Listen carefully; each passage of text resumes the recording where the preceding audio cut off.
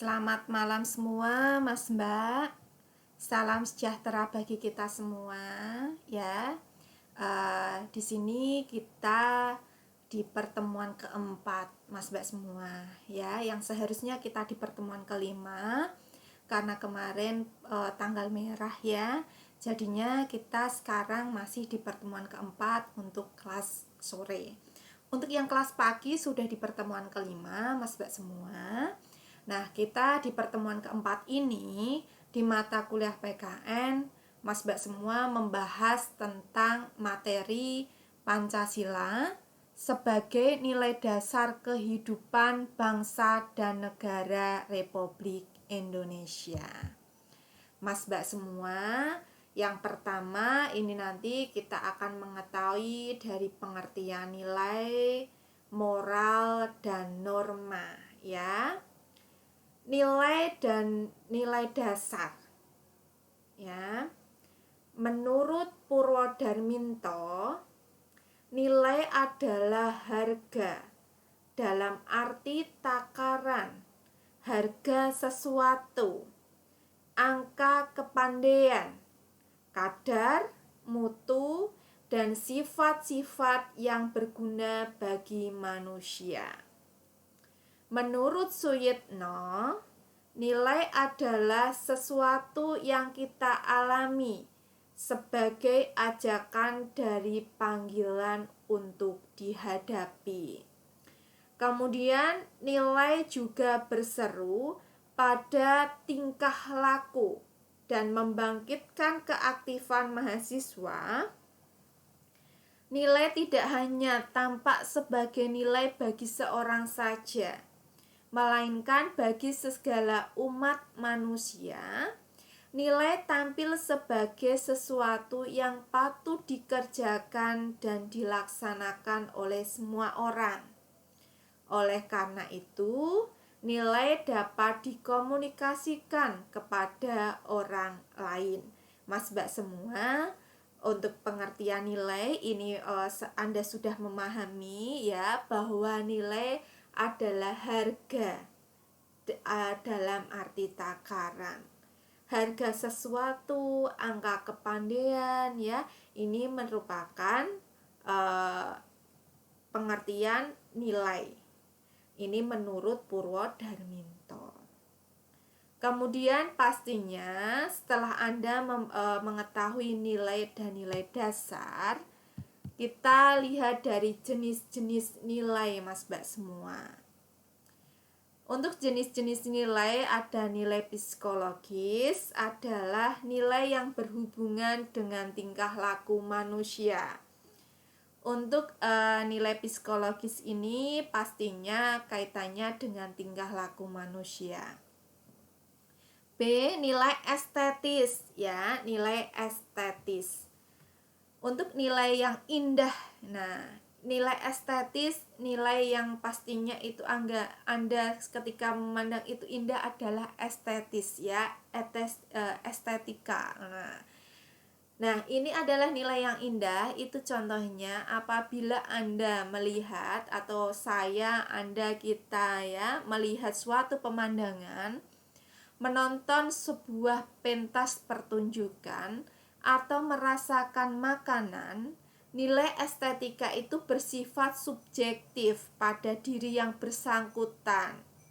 Seseorang akan merasa senang dengan melihat sebuah lukisan yang menurutnya sangat indah, tetapi orang lain mungkin tidak suka dengan lukisan itu. Kita tidak bisa memaksakan bahwa lukisan itu indah, ya, Mas Mbak semua. Nilai estetis itu pastinya nilai indah, ya. Jadi pastinya setiap orang itu memiliki nilai indah tersendiri, ya, nilai estetis tersendiri. Ketika saya melihat contohnya gunung, itu juga indah, ya. Jadi ketika melihat suasana yang baru, itu nilai indahnya itu akan muncul seperti itu. Itu sudah menjadikan pikiran kita akan semakin jernih seperti itu, ya. Kemudian nilai intelektual, kemudian nilai etis, nilai kerohanian, nilai agama. Inilah jenis-jenis nilai yang perlu Anda pahami, Mas Mbak semua. Kemudian untuk nilai ini dibagi menjadi dua aliran, yaitu aliran subjektivisme, artinya nilai tergantung pada subjek yang menilai, ya. Kemudian untuk aliran objektivisme, artinya adanya nilai tergantung pada subjek yang menilai, tetapi terletak pada objek itu sendiri. Inilah nilai dibagi menjadi dua aliran, Mas Mbak semua, di mana aliran subjektivisme, objektivisme ini pastinya di dalam nilai itu ada alirannya, ya, aliran untuk subjektivisme dan objektivisme. Kemudian Mas Mbak semua, kita lihat nilai itu memiliki tingkatan tertentu, yaitu dari nilai dasar. Nilai dasar ialah nilai yang mendasari nilai instrumen. Nilai dasar ini tertuang dalam Undang-Undang Dasar 1945. Nilai ini sifatnya sangat fundamental. Artinya, nilai dasar Pancasila keberadaannya tidak bisa ditawar-tawar dan harus diyakini kebenarannya, ya. Mas Mbak semua perlu Anda ingat bahwa nilai dasar itu adalah nilai dasar itu Pancasila, ya. Keberadaannya tidak bisa ditawar-tawar, ya. Kemudian nilai instrumental ialah manifestasi dari nilai dasar dan berupa pasal-pasal Undang-Undang Dasar 1945, peraturan perundang-undangan, ketetapan dan peraturan lain yang berfungsi sebagai pedoman, kaidah, petunjuk kepada masyarakat untuk menaatinya.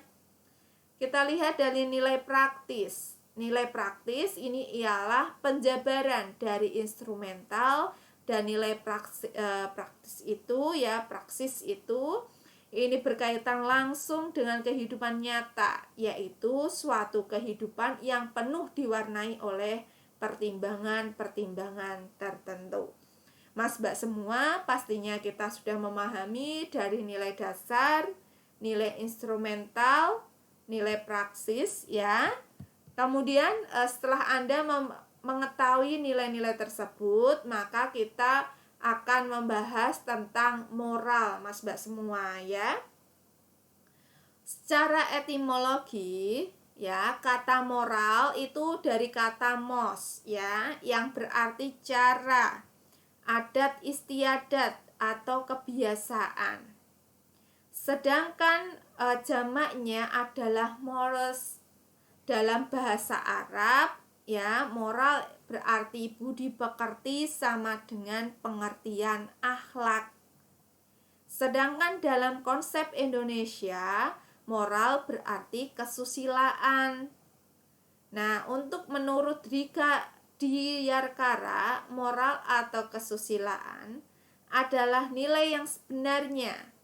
Dengan kata lain, moral atau kesusilaan adalah, ya, kesempurnaan sebagai manusia, atau kesusilaan adalah tuntutan kodrat manusia. Dengan demikian, moral atau kesusilaan adalah keseluruhan norma yang mengatur tingkah laku manusia di masyarakat untuk melaksanakan perbuatan-perbuatan yang baik dan benar. Inilah Mas Mbak semua, di mana moral atau kesusilaan adalah nilai yang sebenarnya, ya. Kemudian kita lihat dari norma yang ketiga. Selama kita hidup di dunia, Mas Mbak semua, bahwa ribuan norma itu ditawarkan atau diperkenalkan kepada kita. Bahkan mungkin ada juga beberapa norma yang agak dipaksakan kepada kita. Norma itu dapat berasal dari orang tua kita, yang tentu tidak lepas dari norma yang diwarisi dari kakek dan nenek kita. Norma dapat juga berasal dari lingkungan yang lebih luas, seperti masyarakat setempat, sekolah, umat beragama, pemerintah daerah, negara, dan peserta media massa lainnya ya. Mas Mbak semua, kita lihat sekarang juga kaitannya dengan teknologi yang semakin maju ya, pastinya media massa itu sangat berpengaruh sekali seperti itu ya. Nah, sejak kita masih kecil, kita belajar norma dari orang tua ya, dari orang tua. Misalnya kita dilatih Mas Mbak semua untuk memakai pakaian itu yang sesuai dengan jenis kelamin kita, untuk mengucapkan terima kasih apabila kita menerima sesuatu yang berharga dari orang lain ya.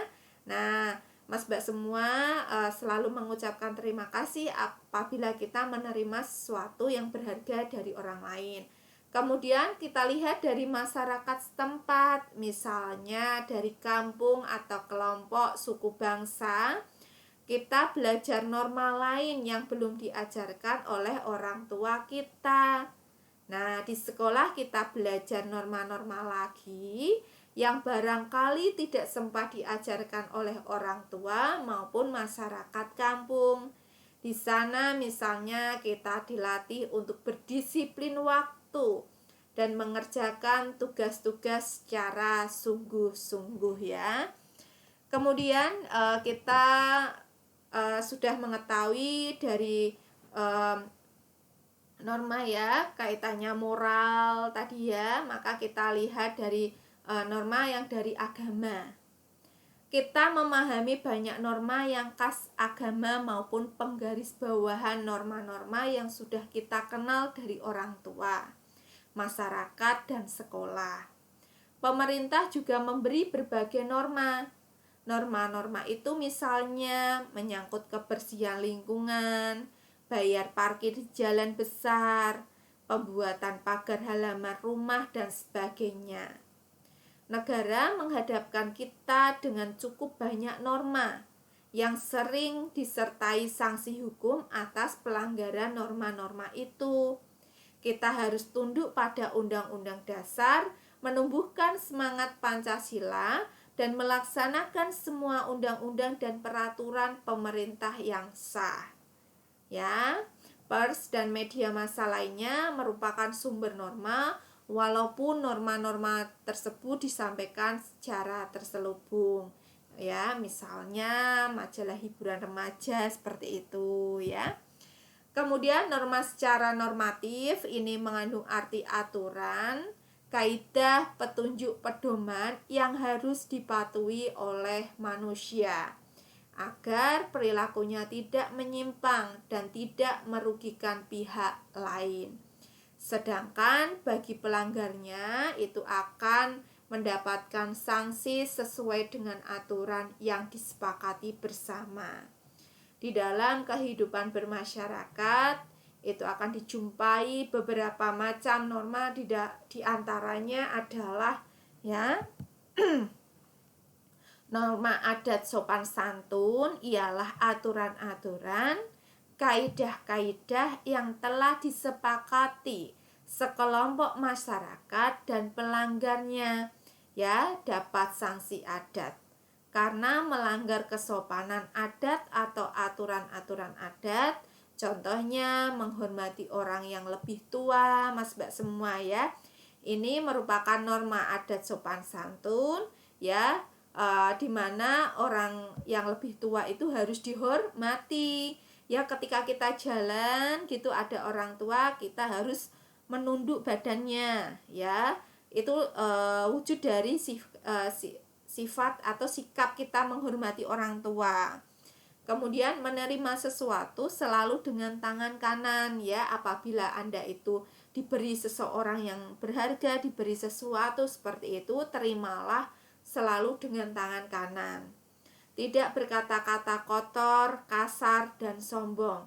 Selalu Mas Mbak semua kita norma adat sopan santun ini kaitannya dengan kaidah-kaidah yang sudah disepakati di dalam masyarakat. Pastinya kata-kata kasar itu tidak boleh ya. kemudian kotor, apalagi sombong seperti itu. Tidak meludah di sembarang tempat ya, karena ketika meludah di sembarang tempat pastinya akan menimbulkan hal-hal yang tidak baik seperti itu ya. Tidak menyela pembicaraan. Selalu kita itu harus memberikan ya waktu untuk seseorang ya mau mengutarakan idenya seperti itu. Jangan sampai kita menyela pembicaraan.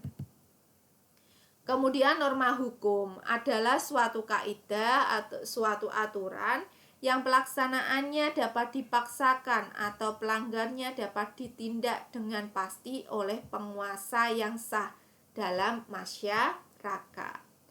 Norma hukum biasanya berlaku berdasarkan suatu perundang-undangan, peraturan pemerintah, keputusan presiden, contohnya tidak melanggar rambu lalu lintas walaupun tidak ada polantas ya. Jadi kita itu harus sadar diri ya Mas Mbak semua, mengetahui bahwa kalau lampu hijau ya kita bisa jalan, kalau sudah lampu merah ya berhenti. Jangan sampai lampu oranye itu semakin cepat ya, itu disuruh untuk apa Mas Mbak semua? Kita disuruh untuk hati-hati karena mau lampu merah seperti itu ya. Kemudian menghormati pengadilan dan peradilan di Indonesia. Taat membayar pajak ya. Menghindari KKN, korupsi, kolusi dan nepotisme. Kemudian untuk norma moral atau disebut juga norma sosial ialah aturan-aturan, kaidah-kaidah untuk berperilaku baik dan benar-benar yang berlaku universal. Artinya, kaidah tersebut dapat diterima oleh manusia di seluruh dunia. Yang mendasari norma moral adalah hati nurani atau hati kecil manusia. Sedangkan pelanggarnya mendapatkan sanksi moral, yaitu merasa bersalah, dan hal ini bisa berdampak pada pengucilan terhadap si pelanggarnya ya. Kemudian kita lihat bahwa misalnya dicaci maki seseorang, perbuatan ini oleh semua manusia itu di dunia dianggap melanggar norma moral dan pelakunya mendapatkan sanksi moral. Kemudian Pancasila sebagai nilai dasar dan makna yang terkandung di dalamnya. Pancasila sebagai pandangan hidup dan dasar negara membawa konsekuensi logis bahwa nilai-nilai Pancasila harus selalu dijadikan landasan pokok, landasan fundamental bagi pengaturan serta penyelenggaraan negara. Hal ini telah diusahakan ya dengan menjabarkan nilai-nilai Pancasila tersebut ke dalam peraturan perundang-undangan yang berlaku. Pengakuan Pancasila sebagai pandangan hidup bangsa Indonesia mengharuskan kita sebagai bangsa untuk mentransformasikan nilai-nilai Pancasila itu ke dalam sikap dan perilakunya nyata, baik dalam perilaku hidup bermasyarakat, berbangsa, dan bernegara. Nah, kita lihat dari yang pertama, ini adalah nilai ketuhanan yang Maha Esa. Nilai ketuhanan yang Maha Esa mengandung arti keyakinan dan pengakuan yang diekspresikan dalam bentuk perbuatan terhadap Zat yang Maha Tunggal tiada duanya, yang sempurna sebagai penyebab pertama. Nilai ketuhanan yang Maha Esa memberikan kebebasan kepada pemeluk agama sesuai dengan keyakinannya. Tak ada paksaan dan antar penganut agama yang berbeda harus saling menghormati dan bekerja sama. Penganut aliran kepercayaan terhadap Tuhan yang Maha Esa esensinya tidak kontradiktif dengan nilai ketuhanan yang Maha Esa. Sejalan dengan pasal 29 ayat 29 Undang-Undang Dasar 1945, ayat 2 yang bunyinya negara menjamin kemerdekaan tiap-tiap penduduk untuk memeluk agamanya masing-masing dan beribadah menurut agama dan kepercayaannya masing-masing. 2. Nilai kemanusiaan yang adil dan beradab. Nilai kemanusiaan ini mengandung makna kesadaran sikap dan perilaku yang sesuai dengan nilai moral dalam hidup bersama atas dasar tuntutan mutlak hati nurani dengan memperlakukan sesuatu hal sebagaimana mestinya. Manusia harus diakui dan diperlakukan sesuai dengan harkat dan martabatnya sebagai makhluk Tuhan yang Maha Esa, yang sama derajatnya, yang sama hak dan kewajiban asasinya. Perlu dikembangkan sikap saling mencintai sama manusia, sikap tenggang rasa atau tepo sliro. 3. Nilai persatuan Indonesia. Ya, nilai persatuan Indonesia ini ya artinya usaha ke arah bersatu dalam kebulatan rakyat untuk membina nasionalisme dalam negara. Dalam nilai persatuan terkandung adanya perbedaan-perbedaan yang biasa terjadi di dalam kehidupan masyarakat dan berbangsa, baik itu perbedaan bahasa, kebudayaan, adat istiadat, agama maupun suku. Perbedaan itu tidak dijadikan untuk berselisih, tetapi justru menjadi daya tarik ke arah kerjasama yang sesuai dengan semboyan Bhinneka Tunggal Ika ya. 4. Nilai kerakyatan yang dipimpin oleh hikmat kebijaksanaan dalam permusyawaratan perwakilan. Nilai sila keempat ini mengandung makna suatu pemerintahan rakyat dengan cara melalui badan-badan tertentu yang dalam penetapannya sesuai peraturan ditempuh dengan jalan musyawarah untuk mufakat atas dasar kebenaran dari Tuhan dan putusan akal sesuai dengan rasa kemanusiaan yang memperhatikan dan mempertimbangkan kehendak rakyat untuk mencapai kebaikan hidup bersama. Kemudian yang nomor 5 adalah nilai keadilan sosial bagi seluruh rakyat Indonesia. Makna yang terkandung di dalam nilai sila kelima ini ialah sebagai berikut: suatu tata masyarakat adil dan makmur, sejahtera lahiriah, batiniah, yang setiap warga negara mendapat segala sesuatu yang telah menjadi haknya sesuai dengan esensi adil dan beradab. Dalam wujud pelaksanaannya adalah bahwa setiap warga harus mengembangkan sikap adil terhadap sesama, menjaga keseimbangan, keserasian, keselarasan antara hak dan kewajiban, serta menghormati hak-hak orang lain. Mas Mbak semua, nah setelah Anda mempelajari ini tadi, kaitan yang pertama dari nilai-nilai yang terkandung di dalam Pancasila, kemudian kaitannya dengan norma, Mas Mbak semua silahkan Anda menjawab pertanyaan di bawah ini dengan baik dan benar. Untuk yang pertama, jelaskan secara singkat saja ya. Perlu Anda ingat, jelaskan secara singkat saja nilai-nilai yang terkandung di dalam Pancasila.